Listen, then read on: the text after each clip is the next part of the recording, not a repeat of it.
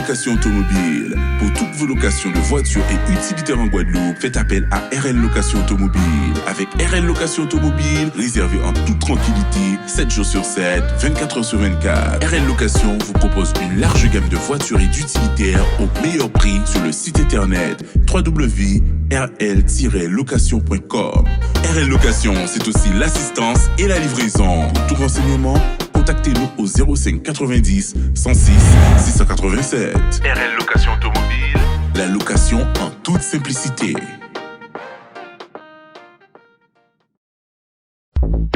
Guadeloupe Actualité. C'est aujourd'hui que débute la saison cyclonique de manière officielle. Donc pensez à constituer votre kit d'urgence qui doit vous permettre de vivre en autarcie pendant quelques jours. N'oubliez pas, c'est très important. Et la situation épidémiologique continue de s'améliorer avec un Covid toujours présent mais qui ne sévit pas du tout au point de s'en inquiéter. L'on enregistre 1550 nouveaux cas contre 2162 la semaine dernière. Le taux de positivité passe de 15% à 13,7%. 7 patients Covid sont en réanimation et un décès est survenu sur la période. Pour ce qui concerne la vaccination, on est encore en ralentissement sur cette semaine avec 295 injections, toute injection confondue, réalisée sur le département. Mais globalement, ce sont tous les chiffres qui sont à la baisse, pour le coup. Et vous l'aurez constaté, le prix des produits pétroliers explose. Le samplon coûte désormais 1,94€ le litre. Le diesel lui baisse un chouïa et coûte 1,81€, soit 1 centime de moins qu'en mai. Et ça, ce sont les prix après la réduction gouvernementale de 15 centimes. Des tarifs qui flambent, mais reste à savoir effectivement et voir ce que vous en pensez. Nous sommes donc partis à votre rencontre, voir si ce trou dans vos portefeuilles sera supportable. Le reportage. Cette flambée des prix de l'essence, j'imagine, comme beaucoup de ménages guadeloupéens, ça nous fait quand même beaucoup au porte-monnaie. Par rapport à la guerre, avec tout ce qui se passe, je trouve que les augmentations, ils profitent, ça a bon dos, quoi. Ça aurait été bien que les salaires aussi puissent augmenter, puisque bientôt on ne sait plus comment on va se déplacer. Ben oui, bien sûr, bien sûr. Ça fait un trou dans le budget. Un énorme trou, puisqu'on ne peut plus profiter comme avant, quoi. Ça fait moins d'argent de côté, moins d'argent, oui, comme vous dites, on peut dire que c'est un peu sur le quotidien, sur les sorties, sur les loisirs. On va dire qu'on est obligé de faire un petit peu plus attention, soit au fait qu'on roule plus ou moins, soit faire un petit peu plus attention à nos dépenses. On réfléchit à 2 fois. Avant de se dire, autant avant, on prenait la voiture, on y allait, maintenant on se dit, on est allé jusque-là, mais il faut penser, il faut aller travailler. Donc, si la sortie est un petit peu plus éloignée, on va pas l'annuler, mais on va aller un peu plus près. Cela dépend de où on réside, où on veut se rendre, si on veut faire un petit loisir, même aller à la plage, on réfléchit avant. En gros, je roule moins parce que je me dis que, en gros, quand je fais de l'essence, c'est pour limite la semaine, mais maintenant, ça dure même pas une semaine, ça fait 2-3 jours. Je suis obligée de la prendre, ma voiture. Donc, en fait, mes habitudes, elles peuvent pas changer, quoi. Donc c'est ça qui est embêtant, en fait, t'es tributaire de tout ça, quoi. Alors avant, j'étais un plein aux alentours de 60€. Là, depuis qu'on a augmenté, j'ai fait le plein une seule fois, je suis passée à 83€. Mon plein, il faisait à la base 70, là je suis limite à 100€, voire plus, donc voilà. C'est vrai que je sais que les politiques, j'imagine, du moins j'ose espérer qu'ils font le nécessaire pour qu'il y ait une baisse, parce que sincèrement, nous on voit la différence, donc il faudrait vraiment qu'ils fassent quelque chose pour nous, parce que là c'est plus possible. Alors après les législatives, peut-être que ça va faire bouger, peut-être que là, sur l'île, les nouveaux députés et tout ça, peut-être qu'ils vont pouvoir faire quelque chose, en fait, on va compter sur eux, quoi. Parce que nous, on est obligés de subir, quoi. Je sais pas s'il y a de bonnes ou de mauvaises solutions, mais peut-être taxer un peu moins les carburants, ce serait peut-être ça la bonne solution. À mon niveau, si je pouvais faire quelque chose, je ferais bien, mais si on arrive à faire quelque chose, je voudrais bien, ça m'aurait arrangé. Nous, la population, juste nous, franchement, je sais pas. Sincèrement, j'aimerais bien que nous, on ait un poids. À votre avis, qu'est-ce qu'on peut faire? On pourra rien faire. On râle, mais le plus souvent on râle, mais on n'a pas beaucoup de solutions qui nous sont apportées. Donc oui, je pense qu'on sera encore tributaire de ça pendant un petit moment. Le temps que ça se calme en tout cas. Mais il faudrait qu'ils arrêtent un peu leur velléité de guerre qui est en cours en ce moment. Et on part maintenant pour la première journée des Fab Labs, de nouveaux espaces d'enseignement destinés aux spécialités sciences de l'ingénieur et développement durable. Ces derniers permettent aux lycéens de créer leurs prototypes et mener à bien leurs expériences. Des projets qui devront être présentés d'ailleurs en fin d'année. Le reste en images. Cette première édition de la journée des Fab Labs a été initiée suite à la rénovation, la réforme du bac. Donc nous avons eu besoin de créer de nouveaux espaces d'enseignement, que sont les Fab Labs, pour les élèves qui suivent une spécialité sciences de l'ingénieur ou une série STI 2D, sciences et techniques de l'industrie et du développement durable. Donc ces espaces ont été équipés et aménagés dans 9 lycées de l'académie, avec, on va dire, des niveaux d'aménagement un petit peu différents selon les établissements, parce que certains établissements ont vraiment des espaces finalisés, d'autres sont en cours de finalisation. Mais l'idée, c'était vraiment que tout le monde participe à cette grande manifestation, pour qu'on puisse voir ce qui est réalisé au sein de ces Fab Labs avec les élèves qui réalisent donc des prototypes dans le cadre de leurs projets de terminale, de première également, et même les élèves de seconde dans le cadre des enseignements optionnels, sciences de l'ingénieur et création, innovation technologique. On a travaillé sur la problématique des jalousies en hauteur qui sert à aérer les pièces. Le problème, c'est que puisqu'elles sont en hauteur, c'est compliqué de venir les ouvrir à chaque fois et les fermer tous les jours. Donc, on a développé un petit système qui permet de les motoriser et de les contrôler à distance. Ici, on est au mode manuel, où on peut contrôler avec ce bouton et l'ouvrir et la fermer. Hop. Voilà. On a un capteur de solaire, juste ici, qui, dès à la lueur du solaire, s'ouvre et aux ténèbres, la nuit, se ferme. Chaque année, surtout en fin d'année, ils présentent leur projet. Ça permet de mettre en pratique, en fait, tout ce qu'ils voient en théorie, de le mettre en pratique. C'est beaucoup plus intéressant pour les élèves, d'accord, de mettre tout ce qu'on apprend en pratique. Voilà. Aujourd'hui, vous savez très bien que l'une des compétences premières de la région, c'est les lycées. Donc, automatiquement, pour tous les jeunes qui sont dans les lycées, la région doit mettre et mettra des moyens en place pour que ces jeunes puissent, comme on dit, être des jeunes vraiment compétiteurs sur le marché, parce qu'ils sont amenés à rester en Guadeloupe, mais certains sont amenés aussi à partir à l'extérieur. Donc c'est ce que nous voulons, que nos jeunes partent, aller chercher de l'expérience et revenir en Guadeloupe pour être à la disposition des Guadeloupéens, à disposition des entreprises performantes en Guadeloupe. Un reportage signé Charlie Dagonia. Et on enchaîne avec la 3e édition du congrès international autour des nanotechnologies et biomatériaux. Ces innovations doivent permettre de nouveaux traitements médicaux et améliorer la prise en charge des patients ayant besoin de prothèses, par exemple. Des nouveautés présentées par Grégory Francius, directeur de recherche au CNRS, qui s'intéresse de près à cette branche futuriste de la médecine. Le reportage. Nous avons donc un jeune Guadeloupéen qui vit à l'étranger, mais qui se fait fort tous les 2 ans de revenir en Guadeloupe pour apporter cette connaissance scientifique à la Guadeloupe. Et donc pour nous, c'est une véritable fierté et un honneur de l'accompagner. Nous sommes le principal financeur de cette organisation et le thème de cette année est particulièrement important puisque nous savons que les infections nosocomiales pèsent beaucoup à l'hôpital, pèsent beaucoup sur nos populations.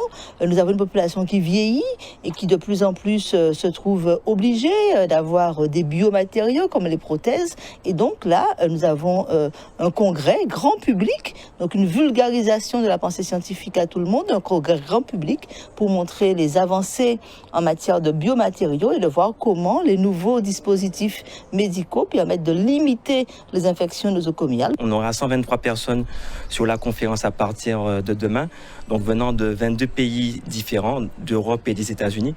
Donc les nouveautés, ce sont exactement toutes les techniques qu'on présente lors de cet événement en termes de microscopie et d'analyse d'échantillons biologiques et des matériaux à l'échelle nano. Donc c'est vraiment des choses toutes nouvelles qui intéressent beaucoup de monde à l'heure actuelle. Il y a un bon échantillonnage de scientifiques français mais aussi internationaux qui viennent et qui se déplacent ici, et ça permet de maintenir tous les gens ensemble pendant une semaine, grosso modo, et donc de vraiment stimuler les discussions en profondeur, des choses qui sont très difficiles à faire maintenant que tout se passe en ligne. Donc c'est beaucoup plus efficace, ça crée des nouvelles collaborations, ça crée des développements, des nouvelles idées, et ça permet aussi de greffer là-dessus des écoles thématiques sur des sujets qui émergent et qui donnent des formations supplémentaires aux jeunes chercheurs et aux étudiants. Et on enchaîne avec cette visite de la Commission européenne au tiers-lieu de Gourbert. La délégation profite de son passage pour vérifier la bonne utilisation des fonds qui ont permis la réalisation et la création de ce tiers-lieu. Une occasion aussi d'en apprendre un peu plus sur la situation sociale du département et des mises en œuvre pour les personnes en difficulté. Regardez. Pour nous de savoir ce qui est financé avec ces fonds, et donc on nous fait visiter des projets financés par chacun des fonds. Donc nous sommes là dans ce tiers-lieu maintenant de Gourbert, dont une partie a été cofinancée par le Fonds européen de développement régional, le FEDER. Saint-Jean-Bosco, c'était le volet social et agricole en fait. Donc c'est un projet financé par le Fonds social, effectivement, pour des formations diverses, notamment dans les métiers agricoles. Et c'était une visite très très impressionnante où mes collègues et moi-même avons appris beaucoup de choses sur la situation sociale de la Guadeloupe, et nous avons été vraiment agréablement surpris par ce qui est mis en place en Guadeloupe pour venir en aide aux populations quand même assez défavorisées. C'est une réalisation complète physiquement. C'est quand même un équipement de 130 000 euros, 65% de l'État, à peu près 86 000 euros, un peu plus.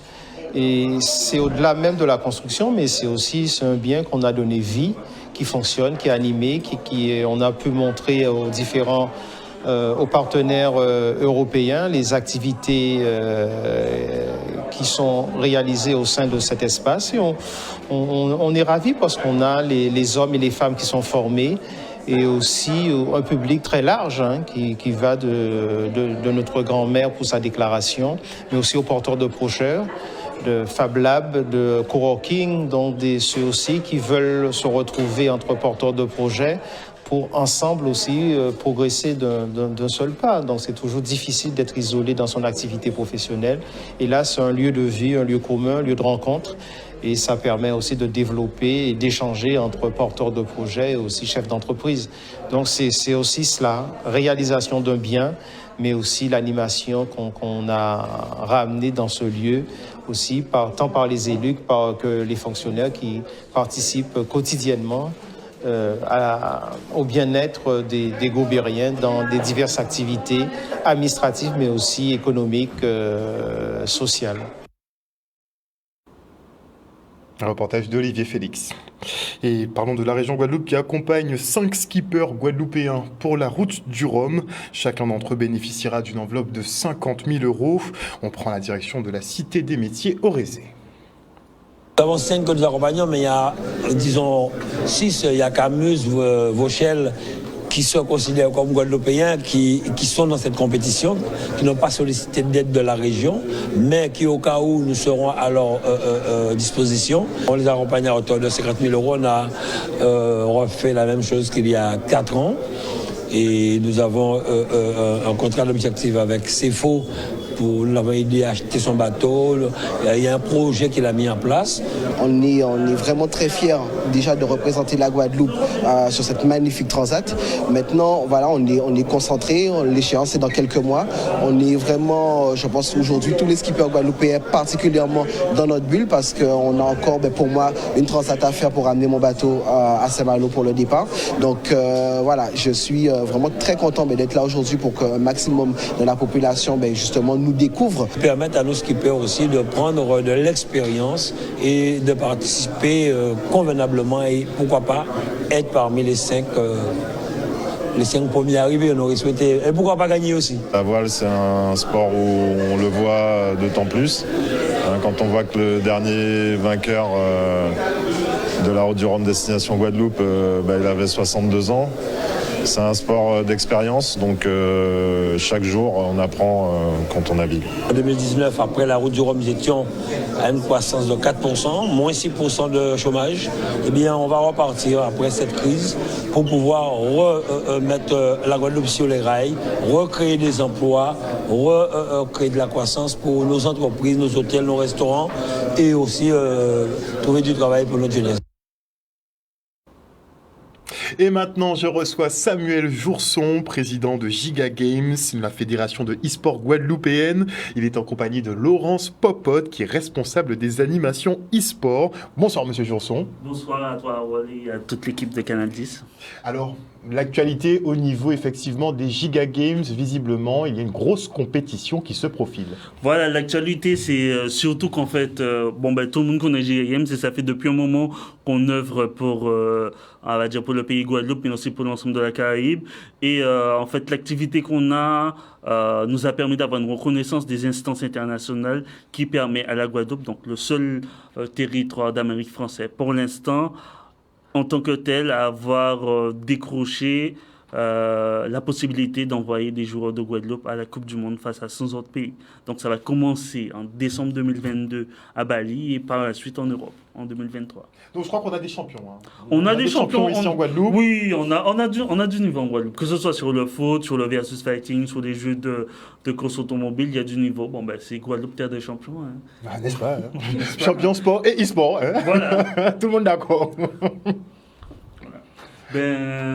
Justement, au-delà de ça, ce week-end, le 5 décembre, 5 du mois, juin. 5 juin voilà, c'est trop pressé. Voilà, on est déjà projeté sur Bali. Le 5 juin, à Cinestar, à partir de 10h, en fait, l'ensemble des Guadeloupéens vont concourir pour décrocher leur sésame pour représenter la Guadeloupe à la Coupe du Monde. Donc là, concrètement, il faudra tout donner le 5 Tout donner le 5. Et ceux qui ne se sont pas encore inscrits peuvent toujours aller sur le site lagiga.info, c'est gratuit d'inscription.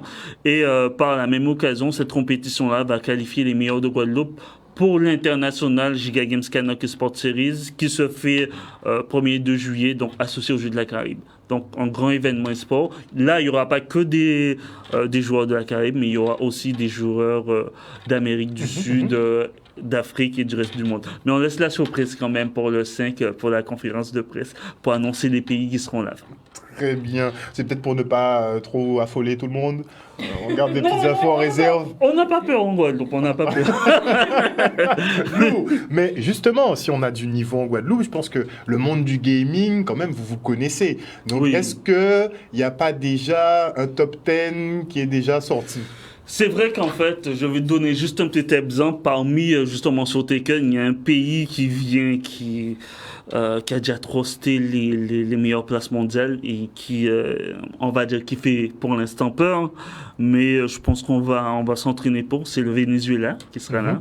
On a une grande nation aussi du foot qui sera présente. Je donne pas le nom, mais tout le monde aura compris c'est qui la grande nation du foot. Donc, grande nation du foot dans le foot et dans les sports. Ils seront présents. Mais d'Amérique du Sud, on imagine la grande nation du foot dans le Sion, par là. Voilà, par là. Et on essaie d'avoir des nouveautés, justement. Comme on parlait de femmes dans les sports, il y aura une compétition 100% féminine au Giga Games. Alors justement, on a Laurence Popote qui est sur le plateau ce soir. Oui, bonsoir. Bonsoir Harold, bonsoir tout le monde. Parle-nous de ton intérêt pour les jeux qui fait que visiblement tu es responsable des animations e-sport carrément. Oui, en fait, il faut dire que j'ai arrêté très tôt. Mais c'est pas pour ça. Tu as arrêté très tôt, déjà tu as l'air très jeune. Arrête, pourquoi tu dis ça? Tu as dû commencer jeune, non? Oui, très jeune, mais bon. Mais tu te débrouillais quand même pas mal. Voilà, je me débrouillais pas mal et je me suis dit, même si je joue plus, pourquoi ne pas intégrer une association qui le fait? Et depuis, je suis là, ça fait combien? Ça fait 7 ans à peu près. 7 ans quand même? Voilà. Que tu les suis? J'imagine qu'il y a beaucoup d'hommes quand même. Oui, mais ça va, j'arrive à m'imposer. Ça posait avec la manette ou avec la voix?